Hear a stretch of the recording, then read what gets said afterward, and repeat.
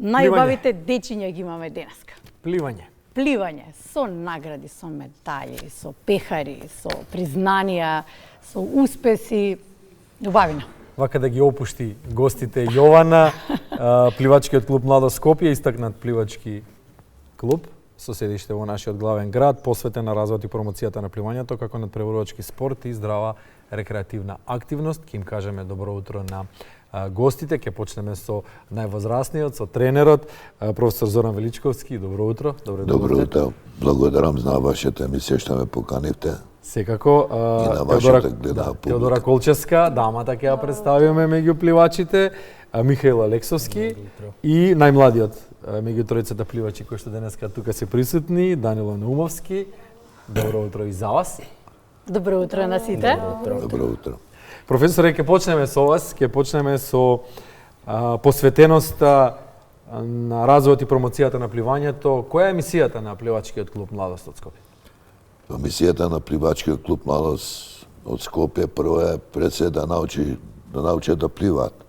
А след тоа, кога ќе научат да пливаат, е сигурно спортски резултати, постигнување на спортски резултати. Како ви оди во нашево поднебје во кое што пливањето и нема баш толку многу услови за развој и за надпреварување? Да, точно тоа што го кажете, условите во Скопје не се баш добри, затоа што работи само еден базен Карпуш, овдека малиот базен работи во Олимписки базен. Почекуваме во март месец да се отвори големото корито од 50 метарската базенка, што ќе имаме многу подобри услови за работа и се надеваме дека ќе продолжи да работи понатака. Последното прашање во оваа серија за отворање на емисијата, пустото едно тоа корито што го имаме, толку ли е проблем да се направат 50 метарски базени, 3-4 со по 3-4 ленти или линии, да кажеме, низ Македонија, за да може пливачите едноставно да го прават она што го сакаат? Сигурно дека не е тешка, се надевам министерот сегашниот што е министер, кој обеќе дека ќе направи, ќе се потруди човекот да направи. До сега му оди добро, па сега се надевам дека ќе направи. Се надевам дека ќе направи и дека ќе успее да направи, барем уште, ако не во Скопје, еден базен, барем да има олимписки, Охрид треба да се пушти тој базен, ќе направи напори човекот министерот, да го пушти тој базен и мако ќе биде растаретено пливањето, односно ќе се развие на она место, на право место во Охрид, во Струга веќе работи базенот и се надеваме дека резултатите од Струга и од Охрид ќе почнат да дават резултати. Да се гледаат во јавност. Добро, професоре, вие главната мисија сте успеале во главната мисија, љубов кон пливањето и покрај таквите услови, начин да се сака пливањето и да се освојат сиве овие и медали и пехари кои што немавме доволно простор да ги покажеме. Ќе ми дозволите со најмладиот да започнам, Данило. Данило, како ти се одлучи за пливање? Зошто пливањето го избра како спорт? Па ете така рекреативно почнавме, бевме на одмор, ми раскажуваа моите. Не сум знаела да пливам, па сум пропаднала во вода, па шеширчето ми останало на вода. И решивме да почнам пливање, па рекреативно, па стигнав еве пливач добар. Како им покажа? Сега кој не знае да плива? Така? Така. Им покажуваш некои техники? На кој? Па на твоите кога одите на одмори. Да, се тркаме цело време со тато. И кој победува? Јас. Браво, Данило. Сигурен си дека победуваш или Мики ти попушта? Победувам. Победува. Вистински надпреварувач. Добро, во едно прашање ќе биде и до сите. Што ви е најубаво во пливањето? Данило, што ти е најубаво во пливањето? Кој дел ти е најубав кога пливаш? Најубаво ми е кога пливаме делфин. Зошто баш делфин? Зашто не знам како да најубаво ми е. Зошто со целото тело работиш. Да. Теодора? Да. Кој момент од пливањето тебе ти остава не впечаток, туку кој момент од пливањето тебе те инспирира да се надпреваруваш, да продолжиш, да го сакаш пливањето како спорт? Па мене ме инспирира тоа што тренерот има многу голема поддршка.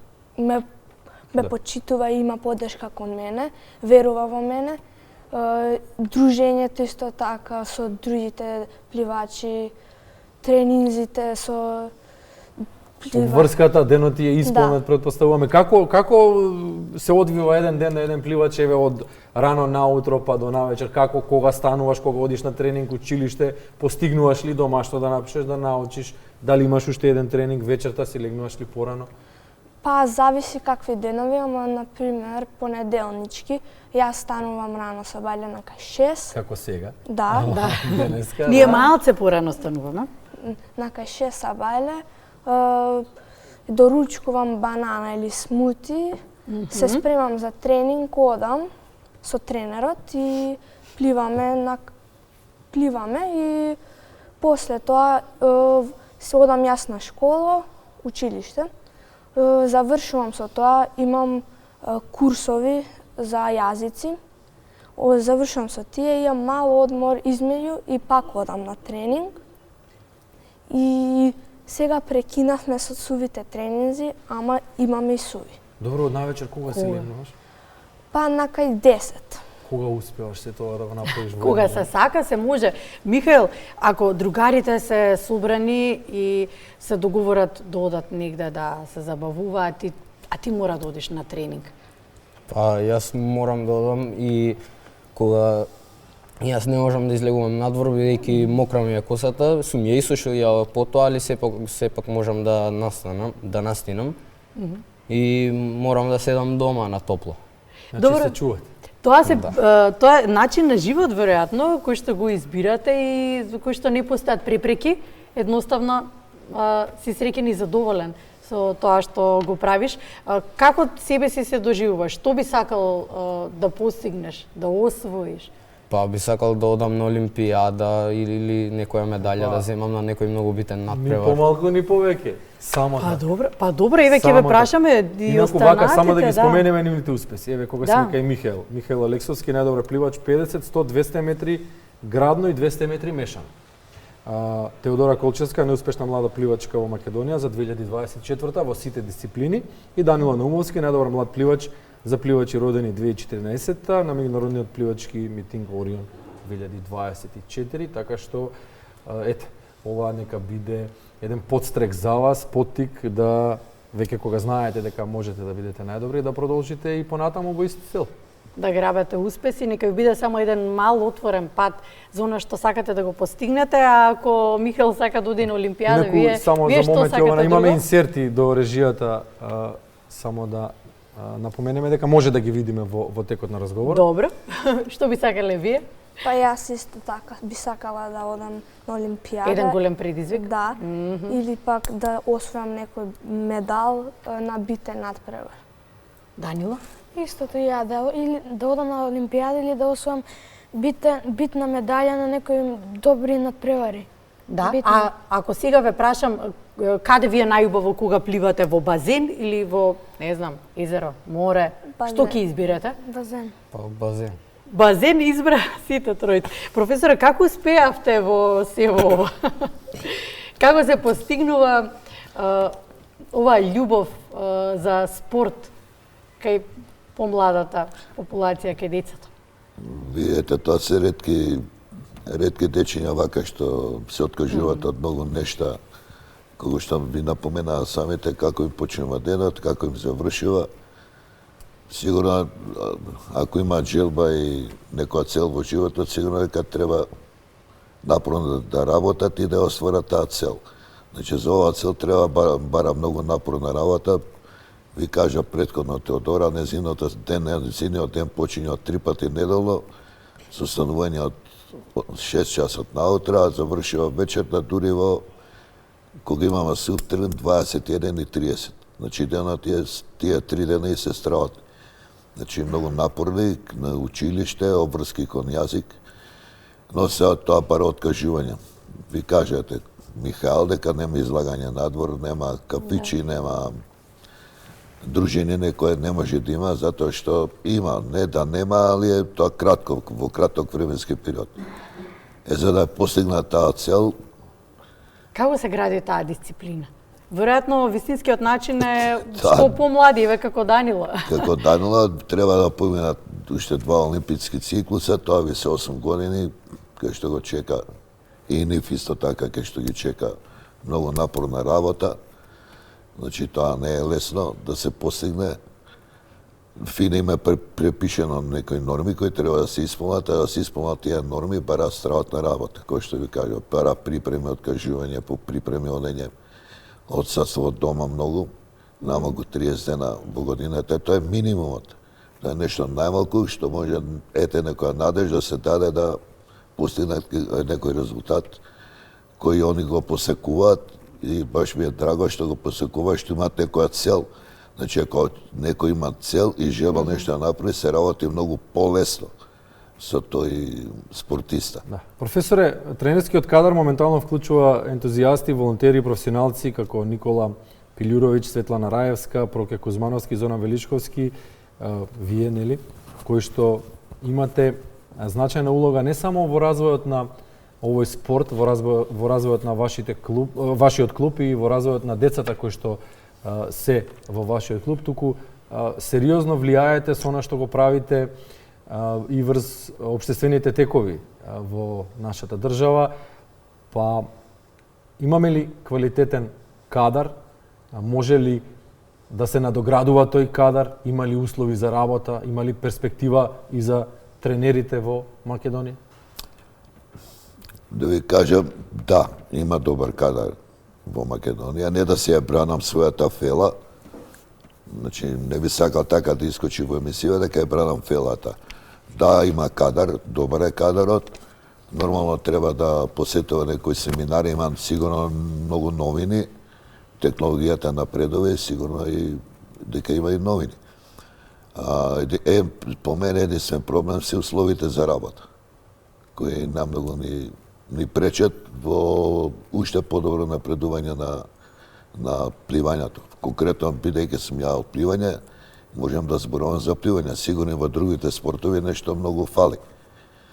А таленти има? Јас да ви кажам, како клуб праватам во една патека, што многу тешко можам да како да ви објаснам, го уништувам клубот за сметка сега на нив тројца. Ја сега треба да почнам одново, значи со сите ова колеги што ги спомнавте, значи да запишувам новичени од 6, 7, 8 години, за да работат во посебен термин, тоа е на крај од 18:45 до 20 часот, за да клубот продолжи да работи нормално со да се помладува и да се барат. Веројатно тоа е судбината на сите колективи пливачки. Да, во сите спортски клубови истото се случува. Само го пресликуваме преку името на вашиот клуб, едноставно тоа на што им се случува на сите пливачки организации на микрониво, нели клубовите во Македонија. Забележав во некои од фотографиите со какво задоволство се држеше македонското знаме, веројатно тоа е едно посебно чувство. Да. Често огромна гордост, предпоставуваме, не знаме, вие ќе ни кажете. Кажете. Данило? Данило, имаме едно прашање за него. Прво да ги чуеме за знамето Михаел и Теодора. Како се чувствувате кога кога ќе го видите знамето? Дополнителна инспирација или е тоа кога знаете дека пливате за вашата земја? Па јас се уште немам почнато да пливам, зашто претходната година бев многу мала. Ама оваа година се надеваме дека ќе почнам да пливам. А Михаел на другата... Меѓутоа, љубовта нели се гради и кога не пливаш, кога го гледаш знамето, едноставно предпоставуваме дека те инспирира, дека е посебен момент. Да. Дека желбата е голема. Да, јас имав доволно среќа да се одржуваат тие надпревари во Скопје и ги гледав, имав шанса да ги гледам и имаше доста доволно добра конкуренција. Михаел? Па да, јас претходната година бев на мултинации, оваа година вајда ќе идам исто така на истиот надпревар, кој што се одржува во Словенија и многу е добро да се иде со пливачи од државата. Кога ќе го видиш македонското знаме, меѓу другите знамења, едноставно чувството, гордоста растат во тебе.